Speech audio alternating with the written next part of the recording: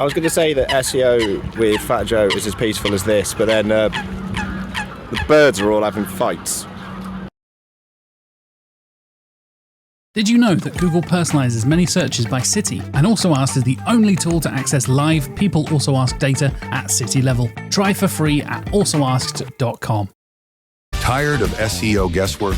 Quadra's AI agent goes deeper to uncover high-impact optimizations and completes hours of SEO in minutes. Get started now.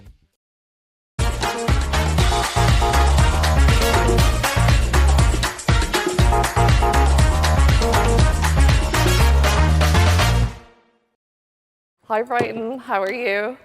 The general consensus since I've landed here in the UK is that my accent is really strong and I speak really fast.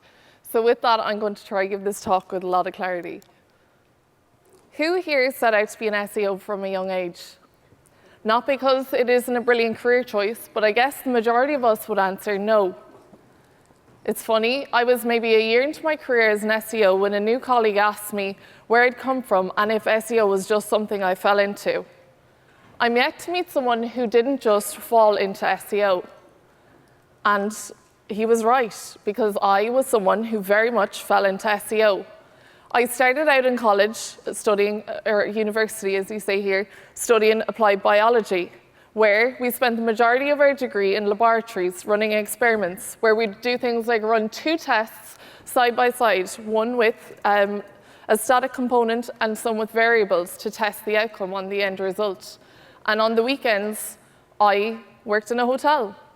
And at one point I thought, why don't I become a hotel manager?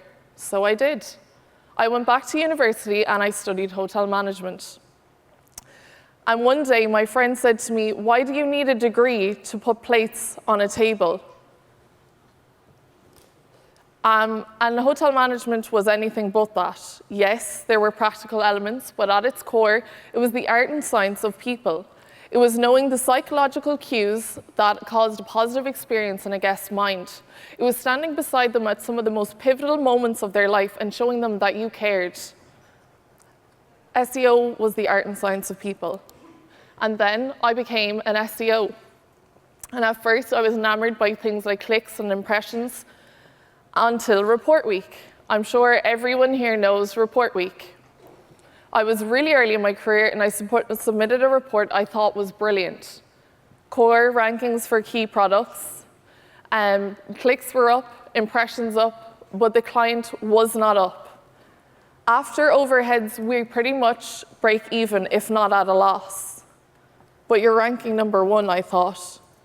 That's when it hit me. To drive real impact with my work as an SEO, I was going to have to combine the traditional playbook with a human-first approach. I was going to have to not only obsess over algorithms, but start looking at human behavior and shaping a web experience that understood our best customer, what they wanted and felt at every level. That's when I knew that humanistic SEO, putting people before the search engine, was going to help to drive more impact than any keyword could ever. So really, SEO is the art and science of people. And thank God, because for a minute I thought I wasted a load of money on 2 degrees that no longer had any relevance to my life. So what is humanistic SEO? Humanistic SEO is putting your key user at the forefront of your search strategy. It's combining your traditional playbook and looking at things like UX, intent, and psychology to drive connection. One of the brands that has a great human-first approach is Nike, and I know they often get their flowers. And this time I'm going to give it to them for their running app. And it's something I download when I flirt with the idea of becoming a runner. Because Nike didn't make their app to sell shoes. They made it to make runners, and runners buy shoes. That's humanistic SEO. It's combining brand and search to build connection beyond the click. If you're building a human-first approach strategy, you're going to have to look at one thing, and that's yourself. Because what's intuitive to us could be alienating to someone else. And there's a cognitive bias, which is spoke about so widely in the marketing community, but I'm yet to see one, and you can check on LinkedIn. It's called the false consensus, and you can follow it by the keyword SEO, and there's nothing there. And it's the study of human behavior, where we believe that and overestimate that our beliefs are widely shared across the community. with everyone. And in fact, it's within our nature to seek out people and media that enforce our belief, and that can hurt your search strategy. So once you're aware of this, it's one way to combat it. But then you could look at things like alternating opinions and having discussions that are different to yours. And how does this show up in SEO? Maybe you assume the intent behind a keyword and you put it on your website, but it misaligns with what people and Google actually are ranking you for. Or you want to be really creative with a piece of content because you feel great that day, but your audience wants concise, and vice versa. Or it's creating a keyword strategy where you put what you think your user wants, but you're not looking at your data. So language is important, and more than we think. And we're so quick to talk about keyword lengths, meta descriptions, and different elements that we should put in to rank. But we're slow to talk about language and its effect on us. So if you want to have a human-first approach, you're going to want to look at something like the priming effect. And the priming effect is a cognitive bias that talks about how we first perceive something shapes how we feel about it at every moment afterwards. And so you're fighting against that. So if you prime your audience for dull and lifeless, they're going to expect that at every point. On the right, I have priming in action here. We have some emotionally led, curiosity-driven headings.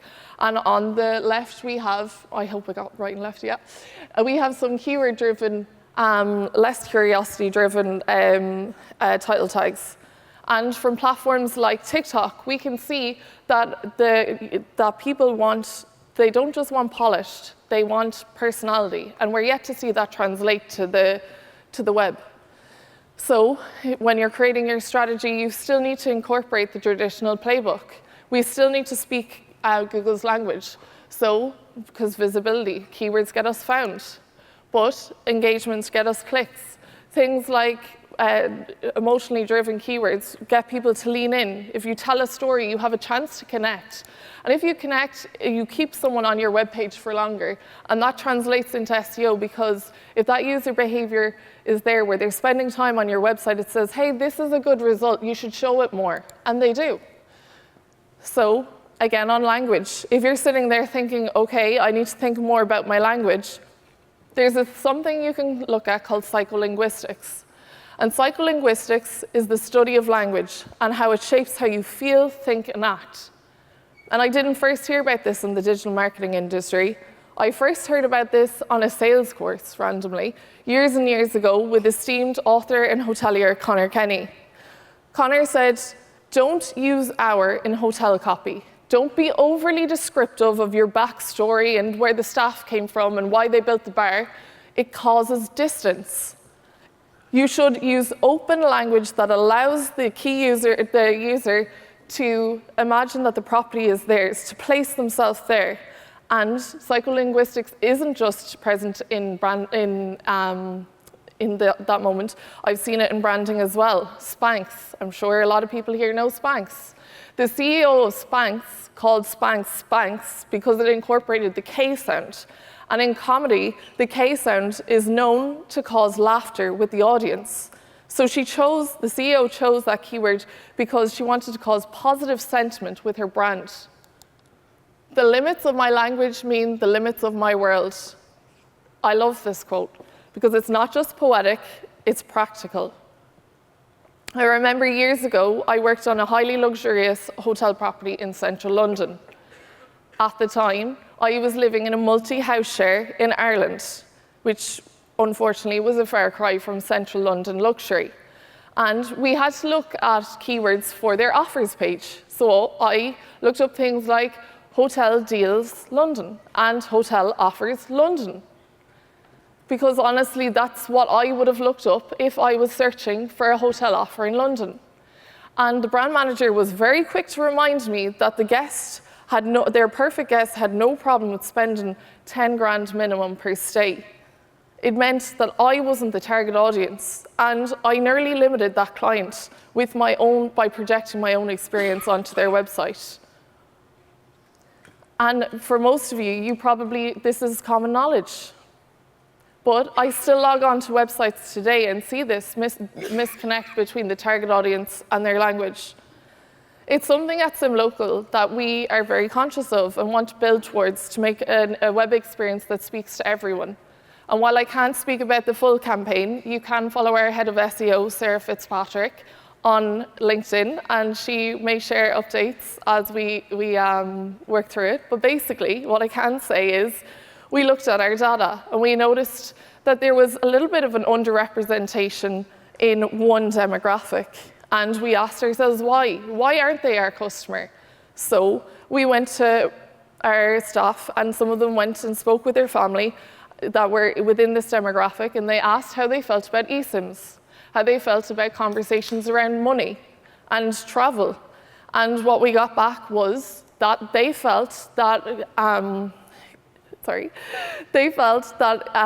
conversations around technology and saving money weren't as native to this demographic as it was to their counterparts. So we are working to create a search strategy that encompasses that person and understands the pitfalls, because we believe that travel should be saving money while traveling should be accessible to everyone. So one of the things we're going to have to do is immerse ourselves in their world. So how do you do that? One of the best approaches that I've ever used is Reddit. And earlier I mentioned the false consensus. And by God, if you're looking for alternative opinions to your own, you will find it on Reddit. So I'm not affiliated with them, but Gummy Search is a brilliant AI tool as well. So what I do is I go in and I'll create an audience on Gummy Search, and I can name it whichever, travel for say. And what you can do is tag a number of subreddits to do with that target audience. And AI will then give you an overview of the conversation points for different things related to that audience. So you have an overall view that changes every day of things that are affecting your true customer. And why this is important, it allows you to see things like pain points. We're not just seeing our strategy through our own lens. We get to see what's really affecting our audience. And perhaps you can look at your brand and say, how can we fix this for them? Because that's what a human-first brand does. And if you can't fix it, at the very least, you can stand beside them and show them that you care and you know what they're going through. Looking at things like Reddit allows you to spot content opportunities early as well. We can see by TikTok that there's brands and ideas blow up overnight. And search engines are a little bit slower to be able to keep up with that. And if your only keyword strategy is to plug the keyword gap between you and your competitor, you risk falling behind. I don't believe that you can be a good SEO or get good results without UX. And we've all been there. You've done everything. It's like leading a horse to water, but you can't make them drink if your UX is out. If your UX is out. I've gone onto websites and I've seen it. Call to actions under large walls of text, or key information buried in really flowery language. And there's this quote, and if you're looking for a book, I do love books around branding and marketing. This is a great one. It's Donald Miller, Story Brand. People don't buy the best products, they buy the products they can understand the fastest. Please design your websites with that in mind, because there's a thing called cognitive fluency, and that's the ease at which your mind processes information. And Forbes did a study on this, that 61% of users will leave your website in 5 seconds if they don't find what they want.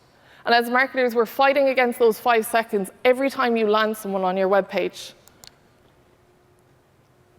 One of the best one of the best conversion tactics I've seen is, I'm laughing because I'm like, in my head this was normal to put up here, and now I'm kind of questioning it. One of the best conversion tactics I have ever seen is niche categorization. And in SEO, it's brilliant because you build the contextual relevance on your website for numerous pages, but you're also building your customer, a relationship with your customer. You're standing out as a friend or an inspiration board. You're looking at your best customer and you're wondering how they want to show up at certain events and what kind of vibe they want to give off. So if you're a clothing store, maybe your category dresses becomes something more like Ibiza outfits. office outfits, wedding guest dresses, dresses for tall women, which not many people do. We expect, so I've included Charlie XCX because she's an example of a brand that has tried to compile one category to kind of, she put all of her products in one category, and it just means it's a misaligned journey. Because we're fighting against attention span. And what we risk when we're too broad, and I've seen it. I've seen electronic categories that have everything from microwaves to ride-on lawnmowers and under the same thing. And no keyword is going to be relevant for those two results. So we're risking it's too hard to find what you want, or there's no user relevance, and unstructured pages just don't rank well.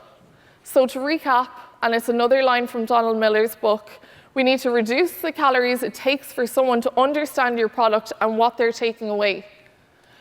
Because better match for search, because personalized navigation means better, faster purchases, and a better match for search intent means better rankings. And if you're a human-first brand, you're making sure your users are seen and understood.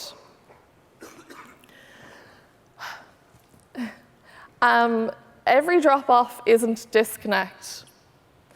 Forbes did a study that 50% of all clicks happen in the first screenful and 74% in the first two screenfuls. So design your websites with that in mind. I know for the most part, SEO can feel like a numbers game. And for the most part, it is. Until one day, you sit in front of a client and you know that person or that team went to the bank one day because they believed more in the change they wanted to see for their target audience than the effect it would be on themselves if it all went wrong. And then the numbers don't feel like a report anymore. They're not a shiny placing on a report. SEO gives us the real chance to connect the best people with the best brands and improve their lives. This above all, to thine own self be true, and it must follow, as the night the day, thou canst not then be false to any man. Who here has heard the phrase, SEO is dead? Yeah, I know, I'm like the 50th talk here at Brighton SEO who's brought it up. But for those of you who don't know, and probably aren't on LinkedIn, SEO is dead is the phrase that people use when search changes, and they predict the final morbid death of SEO. And it's true, SEO is changing. It will always change, but I'm not afraid, not of things like social search or AI overviews, because we've now moved into an era where we're not just prioritizing one website with the most money and the highest domain ranking, they're ranked for a keyword using an approach so ritualistic it would make witchcraft jealous.